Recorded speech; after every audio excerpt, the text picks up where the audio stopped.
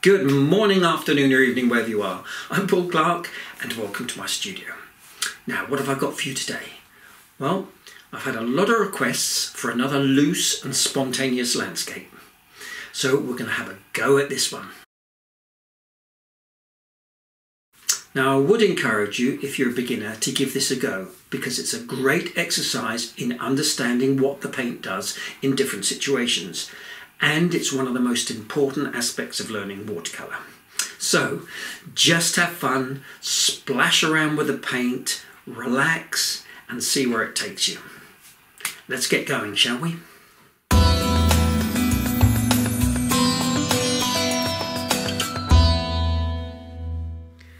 Okay, so for today's materials, my paper is some Saunders Waterford rough, £300. It's nice and thick, so I don't need to stretch it, but any decent watercolour paper will do. Fairly limited palette today. My blues, I've got cerulean blue, cobalt blue, and some PAYNE'S grey, and for my warm earthy colours I've got some cadmium orange, burnt sienna, yellow ochre and burnt umber.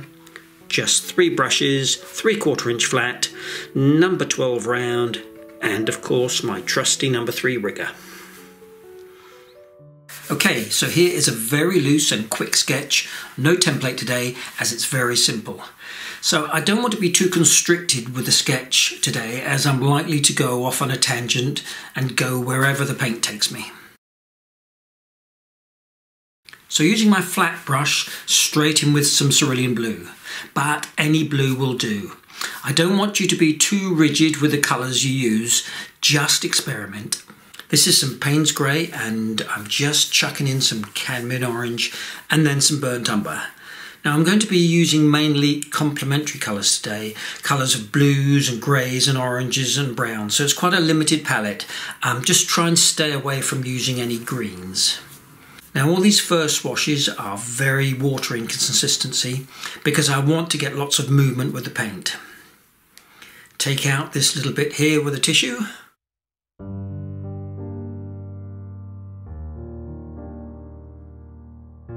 Here I'm still using quite a watery wash to start with, but I'm beginning to drop in much more thicker, creamier mixes. And again, mainly PAYNE'S grey, burnt sienna, cadmium orange, and little touches of burnt umber. All working very quickly, wet in wet.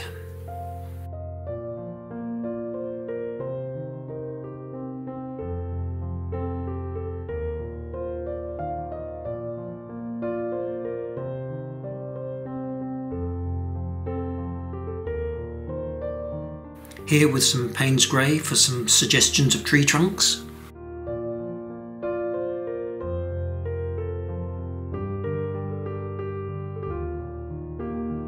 Now I'm picking up my board and letting the paint run. And a good spray of clean water just to keep things flowing.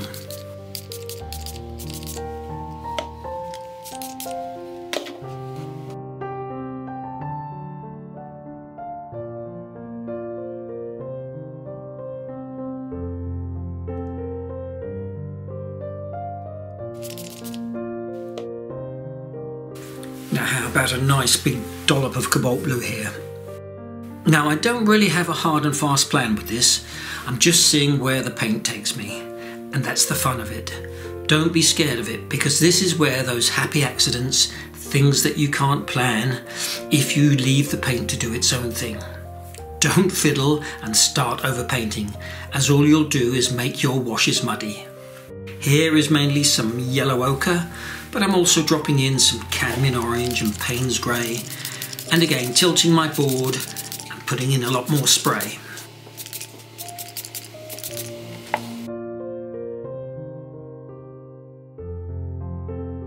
And here that lovely technique of dropping in some clean water blobs to force a few back runs.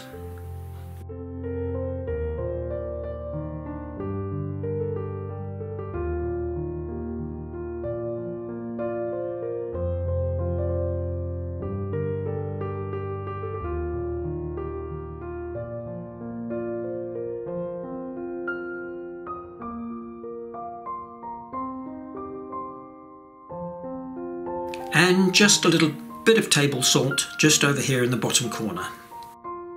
Now this is some burnt umber Liquitex acrylic ink, but you can just use some normal watercolour. But what I love about this stuff is if it's dropped into a very wet wash, you get these lovely foliage shapes which just magically appear. And here with the end of my brush, I'm simply dragging down to give the impression of stems and long grasses.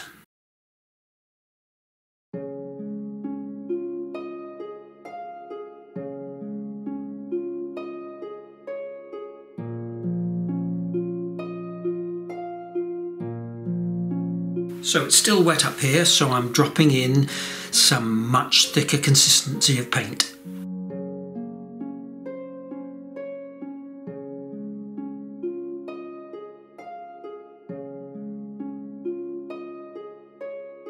Now, still wet again, I'm dragging and scoring with a plastic card to suggest some stone textures for this old wall.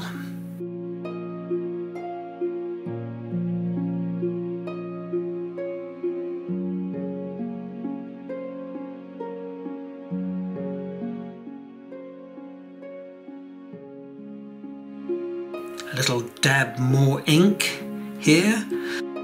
I'm putting in a shadow with some Payne's grey on the underside of these stone shapes. Now there's no precise steps or procedures with a painting like this. I'm just roaming around the painting and adding things as I go.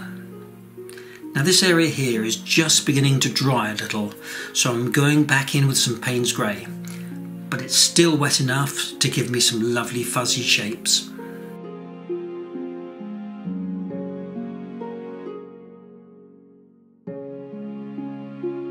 A little bit of splatting here, still into the wet. Let's try a big blob of clean water here to see if I can get a rundown and a nice big back run or cauliflower. So more scraping again with the card and splatting with a brush. But I'm trying to keep that middle section unpainted to suggest the sky being reflected into the lake.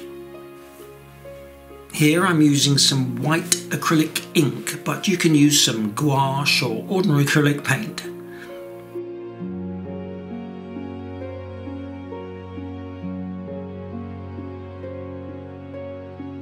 Again, letting it run down to see what happens. And let's just try a bit of white splattering too.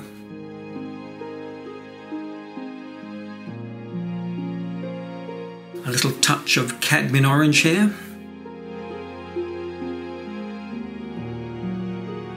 And here's some cerulean blue. The important thing to remember is if you're giving this a go, is not to worry if it looks nothing like mine. With this type of spontaneous painting, I could paint this 100 times and every time it would be totally different. So just use it as an exercise in learning about what the paint does in different conditions without putting pressure on yourself to paint anything in particular. Just have fun. So now we need to let this totally dry, so it's a perfect time for a short break and a glass of Ruddles County Ale. Okay, so now this has totally dried, I'm going to take a look and see what we can discover and what I can embellish. Now there is one thing that I've discovered, and that's for no apparent reason I didn't tape this side of the paper. So I'll just do that while you're not looking. Next I'm using my spray bottle and semi-wetting this top corner to paint in some slightly more defined tree shapes. For a whole video on trees, please see link above. Now I apologise for the hard shadows that keep appearing. It's a very bright sunny day here in the studio and the sun is just causing a few issues. But don't worry, this is the UK and it'll be gone soon. Probably for the rest of the summer. And this is being done with Payne's grey, and of course I'm using my trusty No.3 rigger.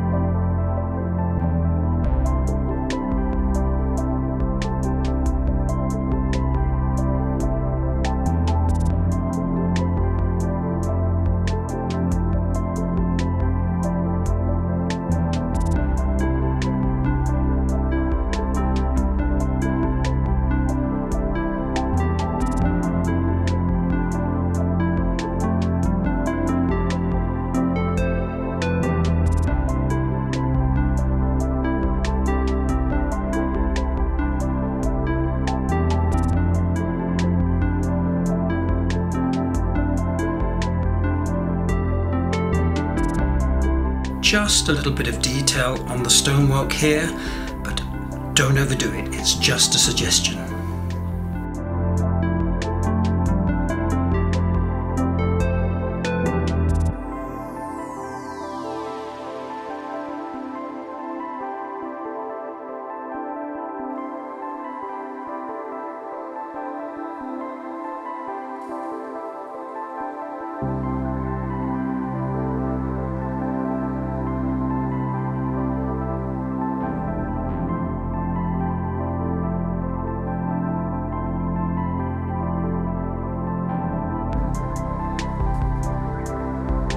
Here, just a touch of yellow ochre. Now, what do you do with unwanted blobs in the sky? There we go, a couple of blackbirds. Dry brush technique here, and I'm just keeping it flat to the paper to pick up that texture.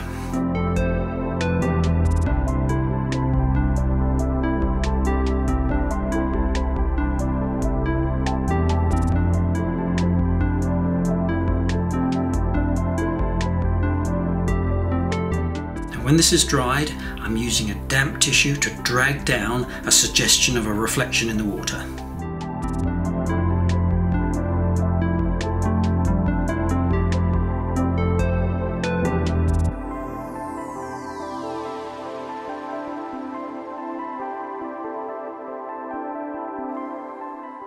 And a few more final little details.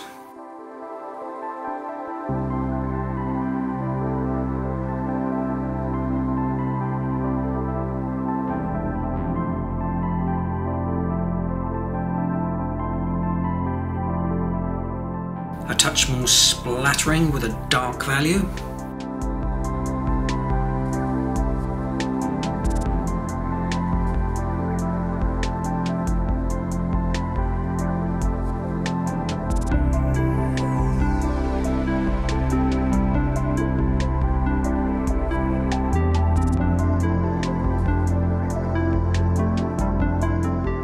Magic scalpel time, and just a touch of scraping.